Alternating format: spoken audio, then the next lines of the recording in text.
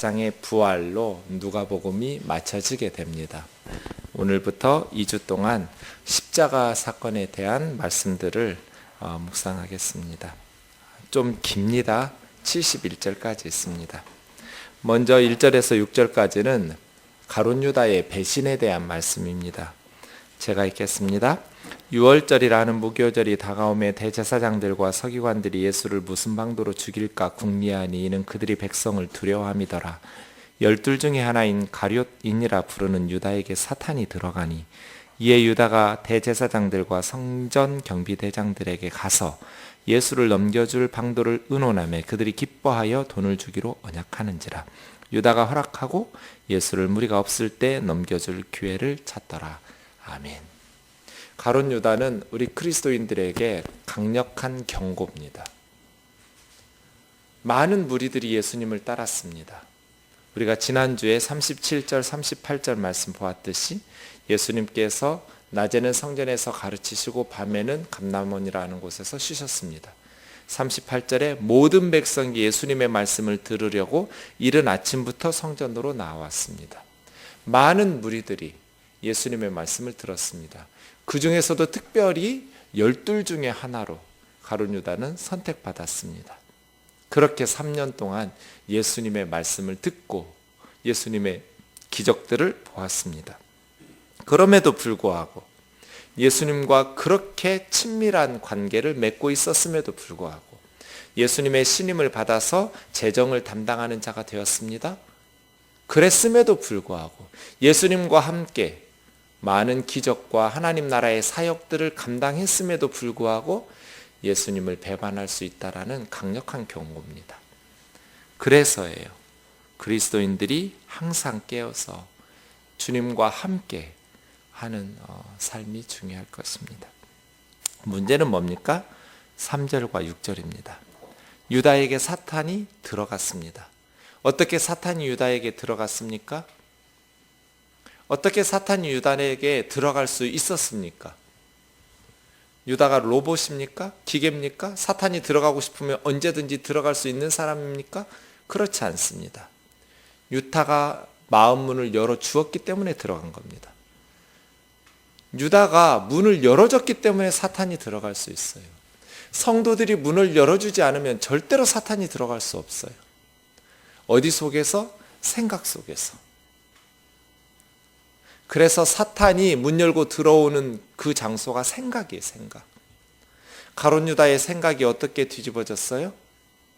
예수님의 십자가 사건, 향유옥합 사건, 이러한 것들을 예언하고 겪어가면서 가룟 유다의 마음이 다른 제자들도 똑같았어요. 오늘 잠시 후에 보겠지만 제자들은 누가 크냐고 마지막 최후의 만찬 자리에서까지 싸울 만큼 예수님의 십자가 사건은 상상도 하지 못했던 사건이에요.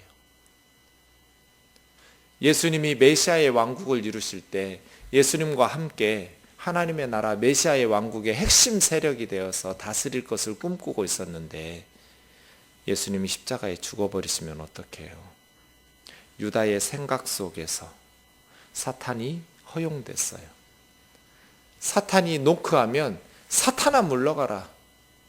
내가 아무리 이해할 수 없어도 예수님을 배반할 수 없다고. 내가 옳은 게 아니라 예수님의 생각이 옳다고. 언제나 예수님을 향하여서 절대 긍정해야 되는데 자기 생각 속에 사탄을 열어준 것이지요. 진리의 말씀 위에 바로 서서 사탄아 물러가라고 했다면 선악과를 따먹지 않았을 거예요. 그런데 아담과 하와의 생각 속에서 사탄이 들어오도록 문을 열어줬어요. 그런가 하면서 점점 사탄의 말에 설득당해서 선악과를 따먹어 버리는 것이죠. 6절 보세요. 유다가 허락하고 거절할 수 있었어요. 로봇이 아니었다니까요. 자신의 의지를 가지고 허락한 거예요. 가룟 유다는. 그래서예요. 가룟 유다는 그리스도인들에게 강력한 경고다. 예수님과 밀접한 관계를 맺고 있는 사람들도 마음속에 있는 거짓과 탐욕으로 말미암아 사탄이 들어오도록 허용하고 그로 말미암아 예수님을 배반할 가능성이 있다는 것을 항상 기억해야 돼요. 이제 7절에서부터 38절까지는 다락방이에요. 예수님께서 마지막 시간을 제자들과 함께 보내기를 원하셔서 은밀하게 준비하셨어요. 사전에 가룟 유다에게 노출되면 이 마지막 시간을 함께 할 수 없어요. 왜냐하면 이 시간이 예수님을 체포하기 가장 좋은 시간이잖아요. 예루살렘으로 유월절을 지키러 모여든 사람들은 이때는 거리에 나오면 안 돼요. 죽음의 사자가 돌아다녀요. 그러니 실내에 들어가서 10명 혹은 20명 그렇게 모여서 유월절 식사를 해야 돼요. 유월절 식사는 보통 4잔의 포도주를 마셔요. 먼저는 주로 첫 번째 잔을 마시고 아버지겠죠? 네, 식탁에 둘러앉아서 축복기도 하고 첫 번째 잔 마시고 유월절의 유래를 아버지가 설명해 줘요. 그 다음에 시편 113편과 114편을 찬양해요. 그리고 나서 두 번째 잔을 비워요. 그리고 나서 이제 식사를 해요. 주식은 주로 어린 양, 그 다음에 무교병 이런 저녁 식사를 하고 식사가 끝나면 세 번째 잔을 마셔요. 아마 이때가 성찬식 제정한 잔인 것 같은데요. 그 다음에 네 번째 잔을 또 돌려서 마셔요. 그리고 시편 115편에서 118편을 찬양하면서 유월절이 끝나요. 이런 예식이 있어요. 유대인들에게 내려오는 유월절 식사 예식. 이러한 것들을 하기 때문에 다 실내에 들어가 있을 때 예수님을 체포하기 가장 좋은 시간이잖아요. 그러니까 체포당하지 않고 사전에 들키지 않고 준비가 좀 늦었어요. 제자들이 물을 때까지 기다리시죠. 가장 믿을 만한 베드로와 요한이라는 두 사람에게 이 다락방 유월절을 준비시켜요. 그렇게 유월절을 준비시키면서 예수님께서 마지막 무슨 말씀들을 하셨는지 매우 중요하겠죠. 우선 제가 좀 7절부터 읽겠습니다. 23절까지입니다. 유월절 양 잡을 무교절 날이 이른지라 예수께서 베드로와 요한을 보내시며 이르시되 가서 우리를 위하여 유월절을 준비하여 우리로 먹게 하라. 여짜오되 어디서 준비하기를 원하시나이까. 이르시되 보라 너희가 성내로 들어가면 물 한 동이 가지고 가는 사람을 만나리니 그가 들어가는 집으로 따라 들어가서 그 집 주인에게 이르되 선생님이 내게 하는 말씀이 내가 내 제자들과 함께 유월절을 먹을 객실이 어디 있느냐 하시더라 하라. 그래하면 그가 자리를 마련한 큰 다락방을 보이리니 거기서 준비하라 하시니 그들이 나가 그 하신 말씀대로 만나 유월절을 준비하니라. 때가 이르매 예수께서 사도들과 함께 앉으사 이르시되 내가 고난받기 전에 너희와 함께 이 유월절 먹기를 원하였노라. 내가 너희에게 이르노니 이 유월절이 하나님의 나라에서 이루기까지 다시 먹지 아니하리라 하시고 이에 잔을 받으사 감사기도 하시고 이르시되 이것을 갖다가 너희끼리 나누라. 내가 너희에게 이르노니 내가 이제부터 하나님의 나라가 임할 때까지 포도나무에서 난 것을 다시 마시지 아니하리라 하시고 또 떡을 가져 감사기도 하시고 떼어 그들에게 주시며 이르시되 이것은 너희를 위하여 주는 내 몸이라. 너희가 이를 행하여 나를 기념하라 하시고 저녁 먹은 후에 잔도 그와 같이 하여 이르시되 이 잔은 내 피로 세우는 새 언약이니 곧 너희를 위하여 붓는 것이라. 그러나 보라 나를 파는 자의 손이 나와 함께 상 위에 있도다. 인자는 이미 작정된 대로 가거니와 그를 파는 그 사람에게는 화가 있으리로다 하시니 그들이 묻되 우리 중에서 이 일을 행할 자가 누구일까 하더라. 아멘. 그렇게 예수님께서 내가 너희와 함께 이 유월절을 먹기 원하였다고 말씀하시면서 감사기도 하시고 유월절 예식을 제자들과 함께 체포하기 가장 좋은 시간에 하지요. 그래서 예수님께서는 미리 집주인과 약속해서 제자들을 보내시면서 준비하게 하셔요. 굉장히 위험한 일이죠. 예수님은 이미 당국에 의해서 처형시키려고 죽이려고 작정하고 있는 것을 예루살렘에 살고 있는 사람들이라면 다 알고 있는 일인데 자기 집에 예수님의 제자들과 함께 유월절 장소를 제공한다는 것은 매우 위험한 일이에요. 그러나 주님을 위해서 쓰임받는 즐거움, 주님께서 쓰시겠다고 하면 자기의 생명까지도 내어놓을 각오를 하고 다락방을 내어주는 이 집주인, 참 귀한 믿음 같아요. 주님 앞에 쓰임받을 수 있는 그런 말이에요. 그리고 이제 성찬식을 제정하시는데 중요한 말은 너희를 위하여라고 2번 반복되는 19절과 20절에서 이 말 같아요. 너희를 위하여, 너희를 위하여. 우리 인생에서 그리고 신앙생활에서 가장 중요한 일은 이날이 주 30년 4월 5일 저녁이거든요. 주후 30년 4월 5일 저녁 그 다락방에서 있었던 저녁 식사, 그 저녁 식사 중에 제자들과 함께 하셨던 받아 먹어라 너희를 위하여 흘리는 나의 몸이다. 받아 마셔라 너희를 위하여 흘리는 나의 피 곧 언약의 피다. 이 예수님의 저녁 식사를 깨닫는 거예요. 미분 적분 몰라도 괜찮아요. 영어 못해도 상관없어요. 그런데 반드시 알아야 될 일이 있어요. 주후 30년 4월 5일 저녁 식사, 그 식사의 의미를 알아야 돼요. 유월절을 먹는다는 것, 예수님을 먹고 마심으로써 천국 잔치에 동참하게 된다는 것을, 이제 내가 다시는 하나님 나라에서 이 유월절이 이루어지기까지 마시지 않을 거다. 천국에서 잔치가 이루어질 때까지 다시 포도나무에서 난 것을 먹지 않을 거다. 마지막 식사다. 그런데 천국의 잔치가 있을 것을 예수님께서 예고하셨잖아요. 누가 그 천국의 잔치를 먹고 마실 수 있겠어요?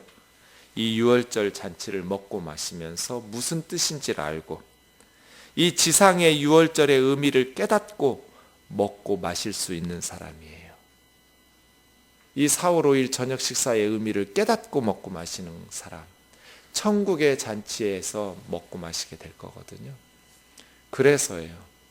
우리의 인생에 가장 중요한 것이 십자가 사건을 연극처럼 보여주시는 바로 이 말씀을 깨닫는 것. 너희를 위하여. 주님은 하실 일 다 하셨어요. 우리를 위해서 찢기셨고 피 흘리셨어요.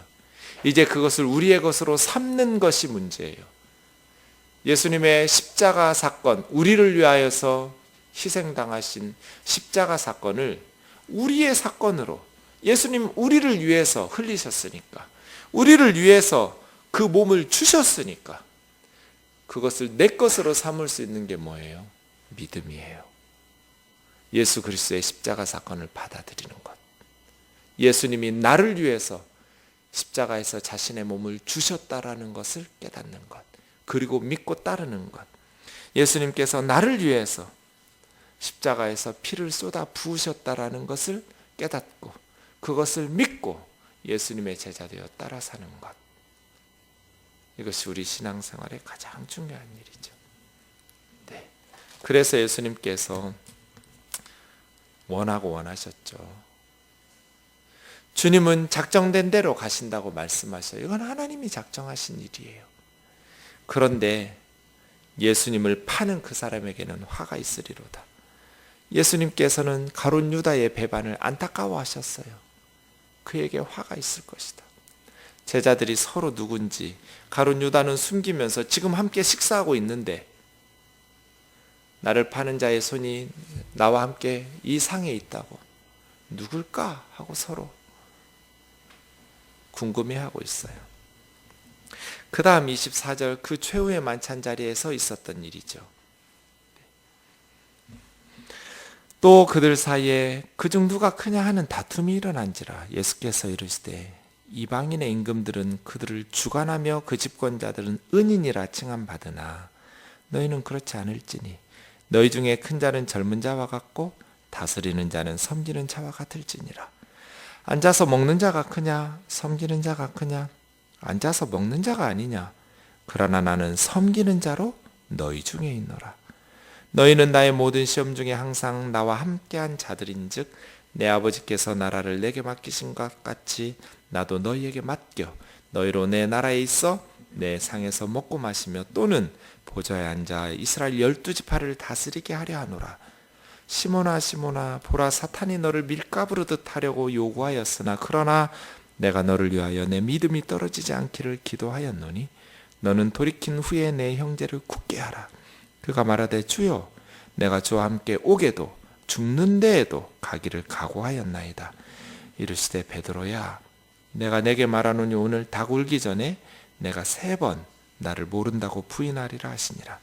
그들에게 이르시되 내가 너희를 전대와 배낭과 신발도 없이 보내었을 때 부족한 것이 있더냐? 이르되 없었나이다.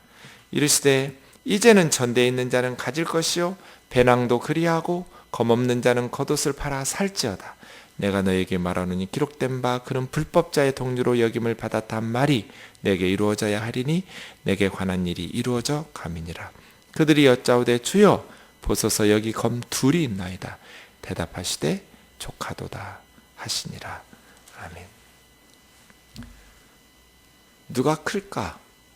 제자들이 예수님은 십자가를 생각하고 있을 때 제자들은 높은 자리를 생각하고 있는 것이죠.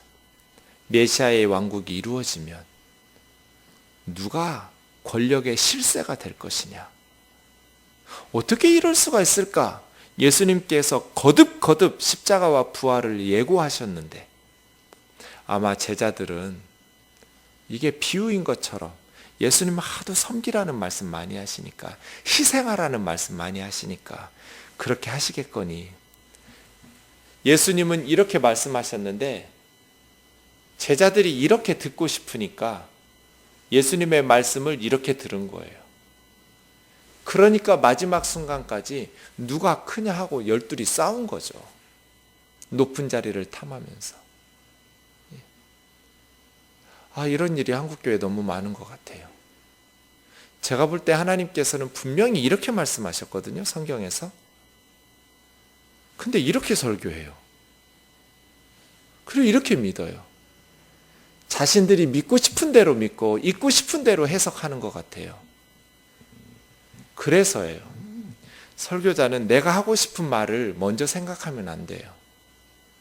백지 상태로 만들어야 돼요. 그리고 본문을 대해야 돼요. 그래서 본문에서 무슨 말씀하시는지를 들으려고 해야 돼요. 그리고 본문에서 하시고 싶은 말씀을 하셔야 돼요. 내가 하고 싶은 말 말고요. 본문의 말씀을 가지고 내가 설교를 만들지 말고 본문의 말씀 자체가 설교라고 생각하고 그 말씀을 풀어주면 되는 거예요. 내가 듣고 싶은 대로 듣잖아요. 내가 믿고 싶은 대로 믿잖아요. 그건 예수님의 말씀이 아니에요. 그건 하나님의 뜻이 아니에요. 그건 내 생각이죠. 제자들은 예수님이 십자가를 거듭 마가복음에 의하면 3차례, 누가복음도 4차례 그렇게 십자가와 부활에 대해서 예고하셨어요. 처음 말씀하시는 게 아니에요. 그럼에도 불구하고 마지막 식사 자리에서 누가 크냐 하고 싸운 거예요. 자기들이 듣고 싶은 대로 듣고 믿고 싶은 대로 믿은 것이죠. 예수님 말씀하셔요. 이방인의 임금들과 이방인의 지도자들은 다스리고 주관하려고 하고 은인이라는 말을 듣기를 좋아하지만 유에르게테스라는 단어거든요. 은인 이렇게. 너희는 그렇지 않을지니 너희는 그렇지 않을지니 이게 무슨 뜻이에요? 너희는 세상의 지도자들과 달라야 된다. 제자들이 세상의 지도자들하고 똑같으면 예수님의 사역은 망하는 거예요. 예수님의 제자들이 세상의 지도자들과 다른 리더십을 발휘해야 돼요. 목회자들이 세상의 지도자들과 똑같은 리더십을 행사하면 한국교회는 망하는 거예요. 너희는 그렇지 않을지니 세상의 임금들과 주권자들은 다스리고 주관하기를 원하고 은인이라는 소리 듣기를 대접받기를 섬김받기를 원하지만 너희는 그렇지 않을지니 어떻게 해야 된다는 거예요? 큰 자는 젊은 자같이 위대하다고 존경받을수록 젊은 자처럼 우리가 딱 분위기 파악하잖아요. 물 들어갈 때 되면 딱 둘러보고 내가 제일 어리다 싶으면 내가 가잖아요. 나구나. 오늘 한나 할머니들하고 같이 정말 즐거운 시간을 보냈거든요. 네. 목회는 같이 노는 것 같아요. 사랑은 함께 놀아주는 것, 아이들하고 함께 놀아주는 것, 그게 제일 좋은 사랑의 표현 같아요. 그죠? 맛있는 거 비싼 장난감 사주고 놀아 하는 것도 사랑이지만 비싼 장난감 사주고 혼자 놀라고 하는 것보다 그냥 같이 애하고 모래 가지고 장난하고 놀아주는 거, 함께 하는 거, 네. 아주 비싼 좋은 여행지에 이렇게 보여드리면서 할머니들끼리 놀라고 하는 것보다 목사가 이제 같이 놀아주는 거 이렇게 운전도 저는 잘하니까 차에 싣고 함께 너무 재밌는 그게 사랑 같아요. 그죠? 같이 먹고 놀고 외롭잖아요. 그죠? 아무리 비싼 게임기 가지고 있으면 뭐예요? 방에서 혼자 놀고 막 차에서 혼자 노는 거 보면 저는 안쓰러워요. 예. 그냥 돌 5개만 있으면 공기 던지기 하면서 놀면 되거든요. 그죠? 얘기하고 놀고. 우리가 불행한 이유는요, 돈이 없어서가 아니에요. 한국 경제는 세계가 부러워할 만한 경제예요. 경제 대국이라고 불려요. 우리나라의 경제가 아프리카 모든 나라의 경제를 합한 것보다 더 커요. 한 대륙보다 우리가 더 부자예요. 경제 규모가 훨씬 커요. 돈이 없어서 불행해요? 그렇지 않아요. 너무 외로우니까. 돈은 있는데 외로워요. 관심이 없어요. 그 골방에서 끌어내 기도할 때는 골방에 안 들어가고 이게 다 골방에 처박혀 있어서 끄집어내야 돼요. 우리가 먼저 골방에 들어가서 끄집어내서 같이 놀아야 돼요. 이게 교회예요. 이것이 사랑 같아요. 우리 할머니들하고 같이 놀아요. 너무 신나게 놀았어요. 너무 놀아서 피곤하더라고요.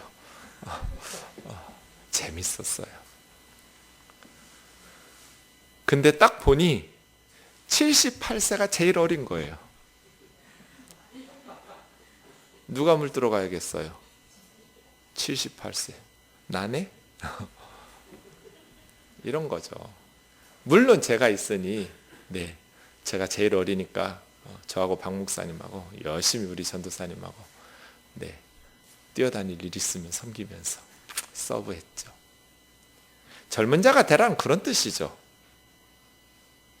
나이가 많든지 적든지 젊은 자처럼 살아라. 임금처럼 살지 말고 세상의 주관자들처럼 살지 말고 너희 중 큰 자가 젊은 자처럼 섬기라는 거죠. 앉아서 먹는 애가 크냐, 서서 섬기는 애가 크냐, 앉아서 먹는 사람 아니냐. 그러나 내가 언제 앉아서 먹는 자처럼 살더냐, 너희와 함께 있을 때 나는 너희 중에 섬기는 자로 존재하고 살아 있었다. 예수님이 섬겨주셨죠. 제자들 가운데 예수님은 언제나 앉아서 얻어먹지 않으셨어요. 섬기신 분으로 나는 너희 중에 섬기는 자로 있었다는 거예요. 너희도 나에게서 보고 배운 것처럼 하라는 거예요. 그런데 한국교회 목회자들이 섬김 받으려고만 해요. 그러니까 교회가 변화되지 않아요. 세상하고 똑같아요. 어떻게 달라질 수 있겠어요?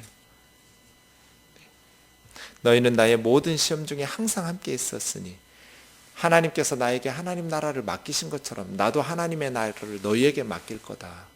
그러니 이 세상에 누가 크냐 이런 건 너무나 유치한 짓이라는 거예요. 그렇죠?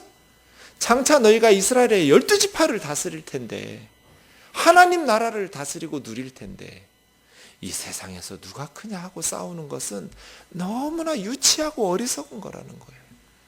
네. 그래서예요. 이 세상에서 너무 높아지려고 하는 거, 그 유치한 거 꿈꾸지 마라. 장차 우리가 하나님 나라의 상에서 먹고 마실 거니까. 그렇죠. 베드로에게 말씀하셨어요. 주목하시고. 베드로야. 근데 말씀하시는 거 보세요. 31절. 사탄이 너희를 밀가부르, 그러니까 베드로만 밀가부르듯 키질한 거 아니에요. 그죠? 너희들이잖아요. 너희 복수예요. 베드로뿐 아니라 제자들 모두를. 이건 뭐 믿음 버리고 지옥으로 끌고 가기 너무 좋은 기회잖아요. 십자가 사건은. 사탄이 밀가부르 키질 해버려서 날려버리려고 너희에게 밀가부르트해서 쭉정이처럼 날리려고 요구하였으나 그러나 내가 너를 위하여 네 믿음 떨어지지 않기를 기도하였노니. 아멘. 제가 믿는 건 이 구절이에요.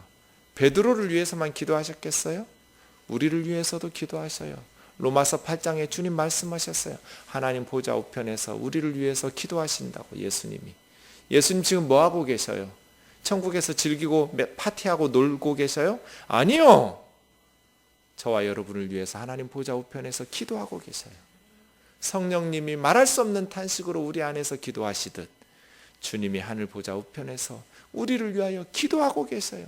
잔치는 재림 후에 할 거예요. 지금은 파티 때가 아니에요. 지금은 영적 전쟁의 시기예요. 영혼을 놓고 살리냐 죽이느냐, 사탄은 밀가부르듯 하려고 영혼들을 시험하고 박해하고 유혹하고 있는데 주님께서 어떻게 파티하고 놀고 계셔요? 하나님 보좌 우편에서 기도하고 계신다고. 주님 말씀하시잖아요. 베드로야, 사탄이 너희를 밀가부르듯 하려고 나에게 요구했는데 내가 너희 믿음 떨어지지 아니하도록 기도했다. 우리의 믿음이 떨어지지 않도록 기도하고 계시는 주님이 계시기 때문에 저와 여러분이 신앙생활하고 있다는 것을 기억하십시오. 그 은혜로 우리가 우리 믿음 지키고 있는 것이지 우리 믿음이 좋아서가 아닙니다. 인간은 참 깨지기 쉬운, 믿음이라는 거 그것도 참 깨지기 쉬운 질그릇 같은 겁니다. 마음이라는 거 아무리 굳게 지키려고 해도 참 연약한 것이 인간의 마음 같아요. 그 믿음을 지킬 수 있는 것, 우리 주님이 우리를 위해서 기도하고 계시기 때문입니다. 너희 믿음 떨어지지 않기를 내가 기도하였노니. 돌이킨 후에 결국 베드로가 승리할 거예요. 넘어졌다가 돌이킬 거예요. 너의 형제를 굳게 해라. 그런데 베드로는 맹세했죠. 이거 위험한 거예요. 내가 주님과 함께 감옥에도 가고 죽는 데까지 가기를 각오했다고. 이 말 진심이게요? 거짓말이게요? 진심이에요. 진심이에요. 그런데 신앙생활은 각오로 하는 게 아니에요. 결심으로 하는 게 아니에요. 주님의 은혜를 의지함으로 하는 거죠. 기도로 하는 거죠. 각오와 결심으로 하는 게 아니에요. 인간은 얼마나 연약해요. 그때 주님 말씀하셔요. 내가 너희를 전도 보낼 때 전대, 돈지갑이에 돈주머니, 배낭, 신발도 없이 보냈는데 돈주머니도 없었고 돈주머니 없었다는 돈 없었다는 거예요. 신발도 없고 가방도 뭐 물건 담을 가방도 없었지만 배낭도 없었지만 부족한 것 있더냐? 너희가 전도 여행할 때 없었습니다. 그래. 그런데 이제는 준비해라. 네. 이제는 배낭도 준비하고 칼 없는 사람은 겉옷 팔아서 검을 사라. 겉옷은 생활 필수품인데 검은 전쟁한 위험한 시기를 위해서 준비하는 거잖아요. 그러니까 생활 필수품을 팔아서라도 위험에 대비하는 검을 사라. 이 검은 뭐겠어요? 그만큼 심각한 시간이 되었으니 준비하라는 거잖아요. 준비하라. 말씀의 검이거든요. 그런데 불법자의 동료로 내가 여김 받았다 한 말이 이루어져야 하기 때문에 주님 여기 칼 2개가 있어요. 됐다. 말귀를 못 알아들으니까 지금 예수님이 칼로 싸움에서 져요? 하늘의 천군 천사를 동원해서라도 다 이길 수 있죠.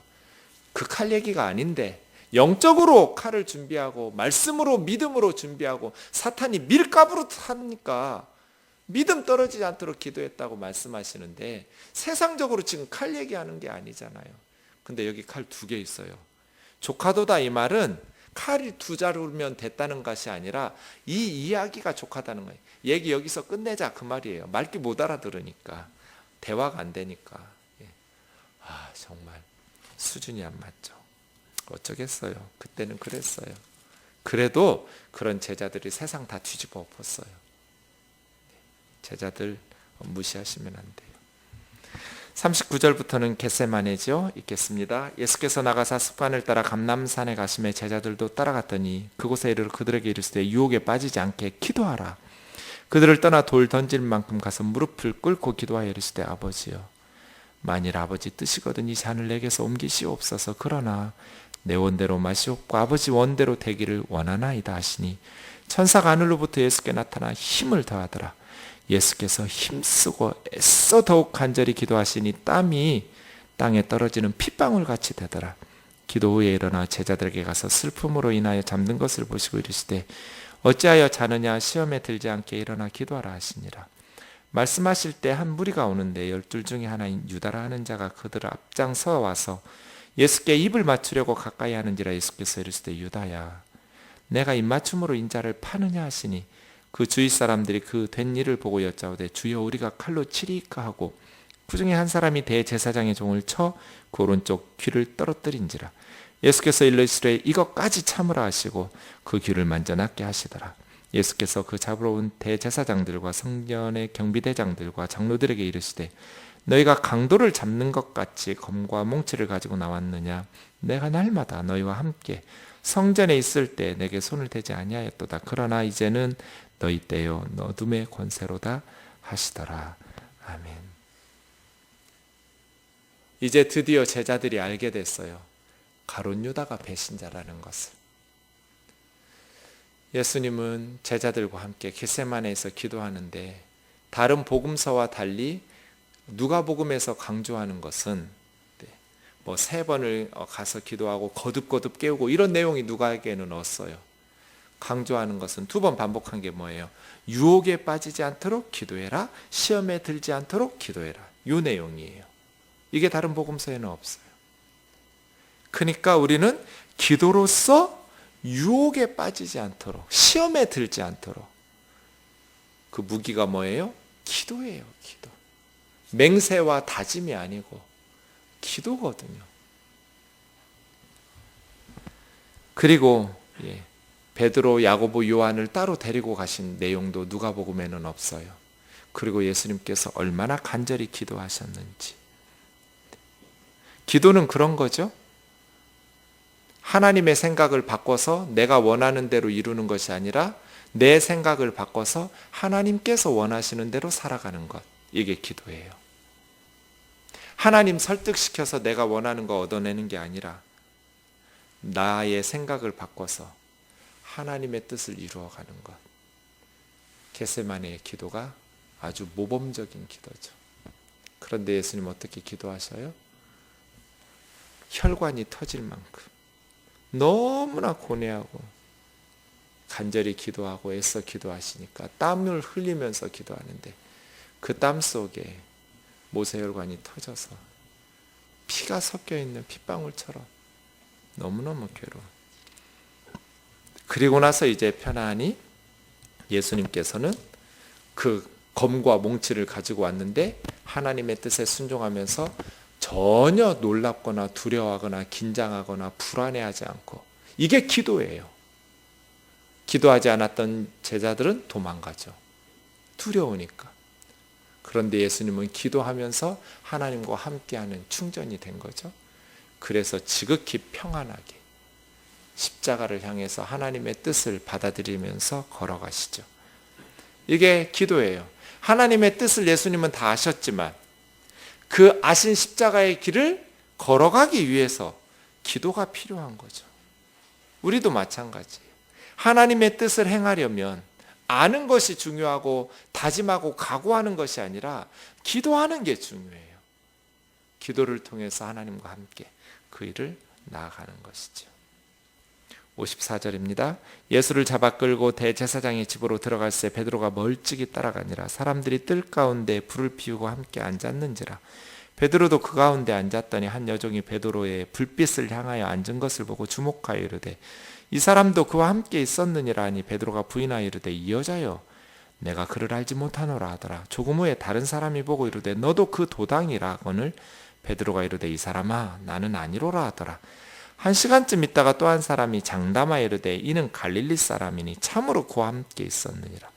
베드로가 이르되 이 사람아 나는 내가 하는 말을 알지 못하노라 하고 아직 말하고 있을 때 닭이 곧 울더라.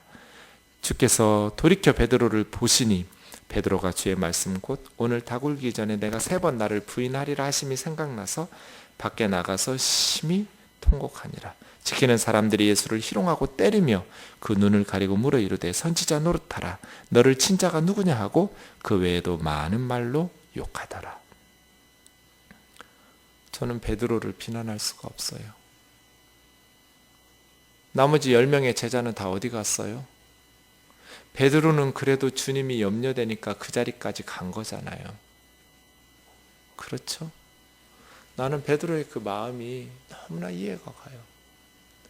주님을 지켜드리고 싶은데 우리 주님 저렇게 맞으면 안 되는데 우리 주님 저렇게 무시당하고 모욕당하고 침뱉음 당하고 저렇게 조롱받으시면 안 되는데 하는 마음은 있지만 내가 뛰어들어서 주님을 감싸고 나를 때리라고 주님은 그런 분이 아니라고 보호해 드리고 그렇게 나서면 나도 죽는 거예요.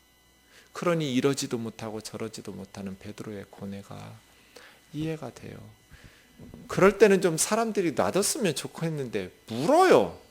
너도 그 도당이다.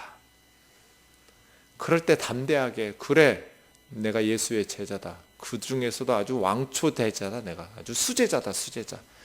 이렇게 말이 나와야 되는데 이 사람아 무슨 소리를 하는가. 나는 그게 모른다. 이 말이 이렇게 나오네요. 얼마나 괴로웠겠어요. 주님을 주목하고 있죠. 주님을 바라보고 있어요. 베드로는 주님을 보고 있어요. 3번째 주님 모른다고 부인하는데 예수님이 돌아보았어요. 돌이켜 베드로를 보시니 이것도 누가복음에만 나와요. 시선이 딱 마주쳤어요. 자기는 주님을 모른다고 3번이나 부인했는데 예수님이 베드로를 보고 계셔요. 예수님의 그 눈빛이 어떤 눈빛이었을까요? 전 너무 궁금해요. 이놈의 새끼 너네 이런 조롱의 눈빛일까요? 경멸의 눈빛일까요? 네가 어떻게 나한테 이럴 수가 있어? 이런 무슨 그런 눈빛 같지는 않아요. 베드로가 죽을 때까지 예수님의 그 시선을 기억에서 잊어버릴 수가 있을까요? 저 같으면 불가능할 것 같아요. 그렇지요? 그래서 좀 다른 것 같아요. 가룟 유다처럼 그러지 않을 수도 있었는데 의도적으로 지가 먼저 가서 예수님 팔아먹으면서 배반한 거하고 베드로처럼 지켜드리고 싶었는데 내가 연약해서 나서면 죽으니까 지켜드리지 못하고 모른다고 소극적으로 부인한 것은 좀 다른 것 같아요. 악의적으로 의도적으로 나서서 적극적으로 배반한 사람하고 유다하고 내가 하고 싶었지만 연약해서 죄를 지은 베드로하고는 이건 좀 다른 것 같아요.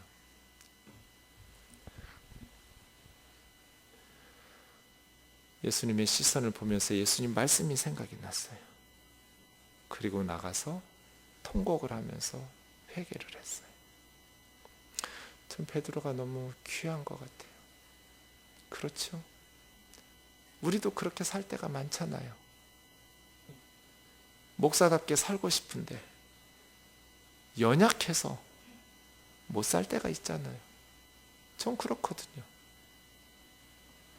예수님 제자답고 싶은데 예수님 제자답게 살자니 내가 죽을 것 같으니까 외면할 때가 많거든요. 그렇게.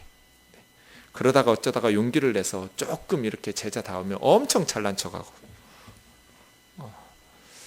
그게 저예요. 네. 예수님께서 조롱을 받고 욕을 많이 먹었어요. 네. 예수님 배부르셨을 거예요. 65절 보세요. 많은 말로 욕하더라. 겁나 욕 많이 얻어 드셨어요. 이제 세상에 살면서 예수님은 영원살이잖아요. 예수님 나이가 영원 전부터 그냥 평생에 그냥 이렇게 많은 욕을 얻어먹은 적이 없었을 것 같아요. 예수님. 마지막 66절에 날이 새매 백성의 장로들 곧 대제사장들과 서기관들이 모여서 예수를 그 공회로 끌어들여 이르되 내가 그리스도이거든 우리에게 말하라. 대답하시되 내가 말할지라도 너희가 믿지 아니할 것이요 내가 물어도 너희가 대답하지 아니할 것이니라. 그러나 이제부터는 인자가 하나님의 권능에 우편에 앉아 있으리라 하시니 다 이르되 그러면 네가 하나님의 아들이냐? 대답하시되 너희들이 내가 그라고 말하고 있느니라. 그들이 이르되 어찌 더 증거를 요구하리요 우리가 친히 그 입에서 들었노라 하더라. 그렇게 예수님은 십자가에 달리게 되죠. 절대로 메시아를 죽여서는 안 될 두 부류의 사람이 있어요. 하나는 예수님의 12제자고요. 하나는 유대 종교 지도자들이에요. 이스라엘의 영적 지도자들이에요. 절대로 메시아를 죽여서는 안 될 사람들, 메시아의 제자들. 그런데 누가복음 22장에는 그 두 부류만 나와요. 백성들이 팔아먹은 게 아니에요. 이방인들이 팔아먹은 게 아니에요. 다 남자들이에요. 남자들. 가룟 유다, 제자. 그리고 유대 종교 지도자들. 안나스, 가야바, 대제사장들, 장로들. 이것은 우리의 경고예요. 경고. 하나님의 말씀 앞에 깨어서 바르게 하나님을 섬기는 저와 여러분 되기를 원합니다. 찬양합시다. 여러분 나눠드린 우리